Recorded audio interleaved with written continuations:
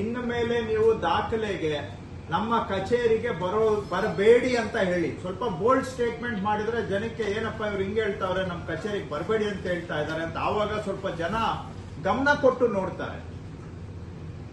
ದಾಖಲೆ ಬೇಕಾ, ನಮ್ಮ ಕಚೇರಿಗೆ ಬರಬೇಡಿ, ನಿಮ್ ಮನೆಯಲ್ಲೇ ಕೂತ್ಕೊಂಡು ಅಪ್ಲೈ ಮಾಡಿ, ಆನ್ಲೈನ್ ಅಲ್ಲೇ ನಿಮ್ಗೆ ದಾಖಲೆ ಕೊಡ್ತೇವೆ. ಅವೇರ್ನೆಸ್ ಮಾಡಿ ಸ್ವಲ್ಪ ದಯವಿಟ್ಟು.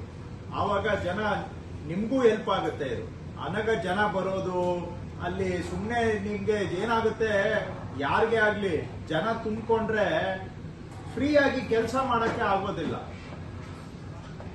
ಅವರು ರೆಕಾರ್ಡ್ ತಗೊಳಕ್ ಬಂದವರು ನಿಮ್ಮ ತಹಶೀಲ್ದಾರ್ ಕಚೇರಿ ಒಳಗಡೆ ಬರ್ತಾರೆ, ಏನೋ ನೀವು ಕಂಡ್ರಿ ಅಂತ ಏನೋ ಒಂದು ಕೇಳ್ತಾರೆ. ನಿಮ್ಗೆ ಕೆಲಸ ಮಾಡ್ಬೇಕಾ, ಜನಕ್ಕೆ ಉತ್ತರ ಕೊಡ್ಬೇಕಾ, ನಿಮ್ಗೂ ತಲೆ ಕೆಟ್ಟು ಕೆಲಸದ ಒತ್ತಡದಲ್ಲಿ ಅವ್ರಿಗೇನಾದ್ರೂ ನೀವು ರ್ಯಾಶ್ ಆಗಿ ರಿಯಾಕ್ಟ್ ಮಾಡಿದ್ರೆ ತಹಶೀಲ್ದಾರ್ ಹಂಗೆ ಹಿಂಗೆ ಅಂತ ಮಾತಾಡ್ತಾರೆ. ಯಾಕೆ ಬೇಕು ಈ ಜನ ಒತ್ತಡ?